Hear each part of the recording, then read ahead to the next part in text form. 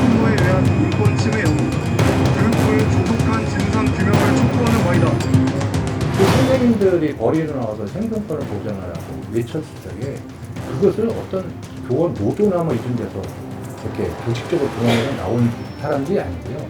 그냥 자발적인 커뮤니티에서 그냥 한번 모이자에 하고 그냥 나와버린 거거든요. 그 정도로 이 지금 선생님들이 현장에 억눌려 있다. 정말 분노와 서름이 이렇게 꽉 차 있다.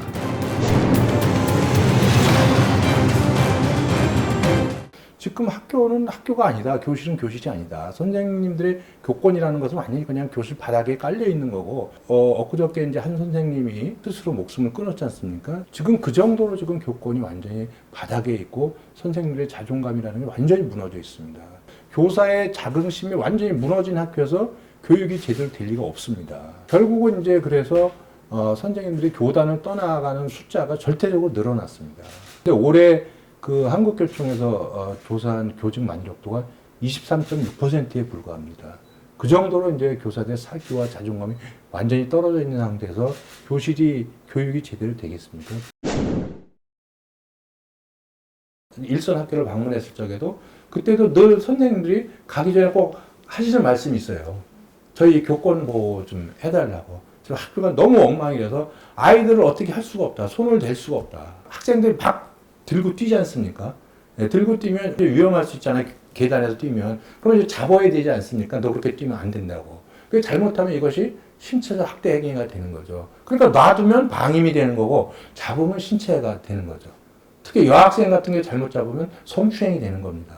그러니까 교사들이 그냥 외면하는 거죠. 그러니까 그냥 방치하는 겁니다.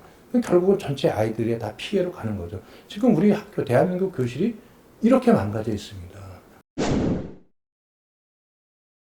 선생님들이 또 힘들어하는 것 중에 하나가 일과 중에 가리지 않고 그냥 선생님한테 전화하고 문자 보내고 해서 일방적인 자기 주장들을 요구하고 우리 아이들을 뭐 하다못해 모닝콜을 해달라고 뭐 이렇게 요구하는 학부모도 있다는 거 아닙니까?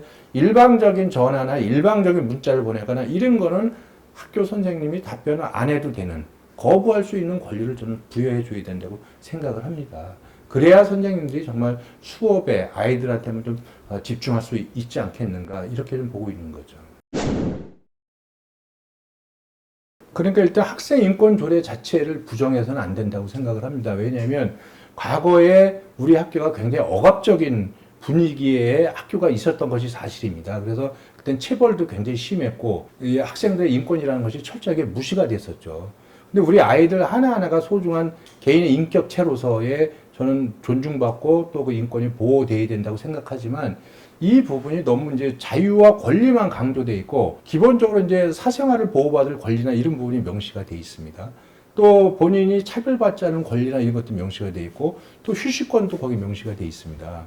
그러면 이제 이런 부분들이 어떻게 그러면 이제 교권하고 침해가 되냐면 작년에 이제 언론에 크게 보도돼서 문제가 됐지만 여선생님이 교실에서 수업을 하고 있는데 어떤 학생이 그 뒤에 들어 누워가지고 휴대폰을 보고 있었잖아요. 그때 그래서 여선생님은 촬영하는 거 아니냐 이런 얘기가 나왔었는데 촬영은 아니고 자기는 SNS를 했다. 그런데 그 교실에 나와서 교단에 와서 들어 누워가지고 그걸 해도 여선생님은 아무 얘기도 못하고 그냥 수업만 하잖아요. 저희가 볼 때 명백하게 교권을 침해하고 전체 학생의 수업을 방해하는 거죠. 그런데 사생활을 보호받을 권리 때문에 선생님은 아무 말도 못하고 거기에서 문제를 제기하게 되면 아동학대가 되는 겁니다. 정서적 아동학대고 인권조례를 침해하게 되는 거죠. 휴식권 같은 경우도 학생들이 피곤하면 쉴 수 있죠. 힘드니까. 그 엎드려 자는 경우도 있는데 그걸 건드리게 되면 휴식권을 침해하는 거죠. 또 이 학생이 열심히 하는 학생한테는 교사가 칭찬을 할 수 있는 거 아니겠습니까? 근데 못 받은 학생층에서 차별받았다고 신고를 하는 겁니다. 이게 지금의 교실 현장이에요. 이 부분을 바로잡아야 된다. 그래서 이 인권조례와 교권이 균형을 이루어야 되겠다. 이것이 현재 이제 정부 여당의 입장인 거죠. 그래서 이 부분에 대해서 책임감을 가지고 이걸 제도적으로 보완을 하겠다. 그래서 제가 작년에 이제 그 초중등교육법 개정안을 내서 그걸 통과시켜서 이제 생활지도권을 법적으로 부여를 했습니다. 그래서 교사가 법령과 학칙에 따라서 학생들을 생활지도할 수가 있다. 이런 이제 법적 근거를 만들어 줬고요. 그리고 거기에 이제 교원지법을 같이 제가 냈는데, 하여간 제가 여당 간사로서 이 교육이 바로잡고 우리 교육이 정말 교사들을 위하고 진정하게 전체 학생들을 위한다면 이 교권보를 시급하게 조금 세워야 되겠다. 학생의 인권은 최대한 보장하면서도 교권이 침해받지 않는 그러한 이제 그 합리적인 좀 조정안들을 좀 마련하겠다는 것이고요.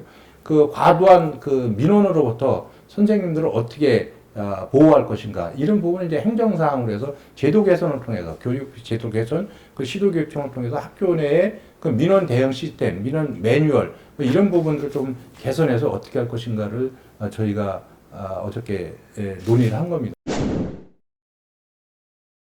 교권보호라는 것이 선생님들의 교권도 보호해 주는 것이지만, 일반 선량한 다수 학생, 공부에 집중하고 싶은 학생들 학습권을 보장해 주는 부분이기도 하고, 또 교사가 사기가 떨어져 가지고 제대로 교육할 어떤 의욕이 사라지면 그 학교의 경쟁력, 교육력이 높아질 수가 없습니다.